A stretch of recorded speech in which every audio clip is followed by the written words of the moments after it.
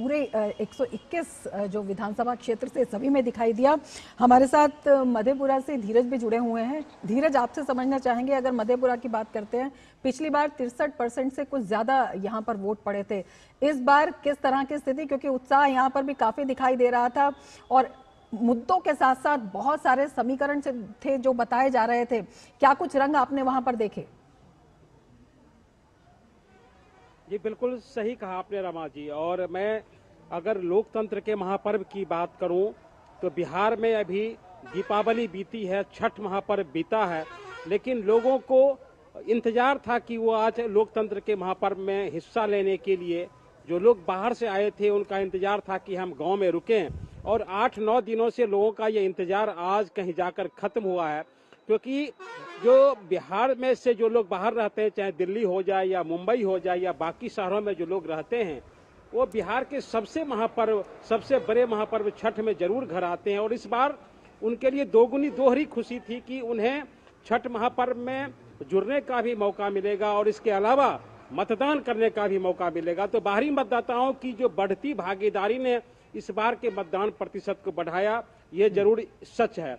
और जो सबसे बड़ी बात यह है कि आधी आबादी की बढ़ती हुई लोकतंत्र में आस्था, और इस आस्था में हमारे गृह जिला बेगूसराय ने इस बार बाजी मारी है, क्योंकि बेगूसराय में अभी तक के जो आंकड़े शाम 5 बजे तक के आए हैं, वहां 67% मतदान हुआ है।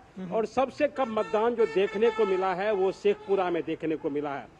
सबसे जो मतदान प्रतिशत बढ़ने का जो अहम पहलू है, मतदान महिलाओं की बढ़ती भागीदारी, बिहार में सुशासन की स्थिति, बिहार में विकास की स्थिति, समृद्ध बिहार, एक तरह से कह सकते हैं विकसित बिहार की जो संकल्पना जो प्रधानमंत्री ने जो यहाँ की सभाओं में की थी, या यहाँ के जो स्थानीय नेताओं ने जिस तरीके से बिहार को पटरी पर लाने की कोशिश की, उसका एक नतीजा रहा।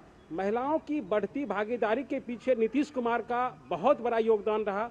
उन्होंने जीविका दीदी को संबल बनाने की कोशिश की, आत्मनिर्भर बनाने की कोशिश की, और इस चुनाव में दिखा कि कैसे जीविका दीदी को संबल बनाने के लिए 1,40,00,000 महिलाओं के खाते में पैसे भी डाले गए। इसके अलावा ये भी कहा गया कि ये महिलाएं अगर इस 10,000 रुपये को आगे बढ़ाती है, या कहने का मतलब अपने काम को अगर सुचारू रूप से आगे बढ़ाती है, तो केंद्र की जो सरकार है इन महिलाओं को 2 लाख रुपये तक रोजगार के लिए देगी। तो ये एक बहुत बड़ा, एक तरीके से हम कह सकते हैं कि कारण रहा कि मतदान का प्रतिशत बढ़ा।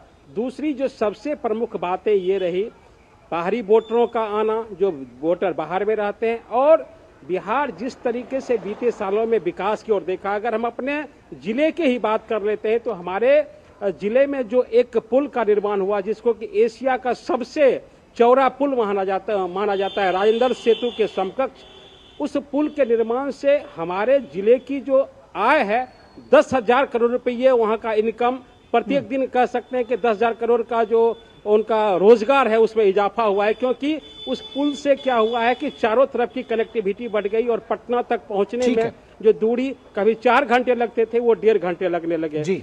दूसरी तरफ जो उर्वरक जो कारखाने बंद पड़े थे, उस कारखानों को खोला गया। नरेंद्र मोदी सरकार के नेतृत्व में वहां पे कल कारखानों को भी खोलने की कवायद शुरू हुई। तो एक तरीके से लोगों को ये लगता है अभी की जो सरकार है, चाहे बिहार में नीतीश कुमार की हो और केंद्र में मोदी की सरकार हो, बिहार को पटरी पर लाने की जो उनकी कवायद है, उनकी जो कोशिश है, वो कोशिश जरूर यहाँ रंग ला रही है। और जिसका नतीजा है, बात है। अब उसको वोटरों ने किस तरह से लिया है, क्योंकि चुनाव चल रहा है, फर्स्ट फेज की पोलिंग हुई है, वोटरों ने इसको किस तरह से लिया है ये देखने की बात होगी। और इसका जो रिजल्ट है वो 14 तारीख को पता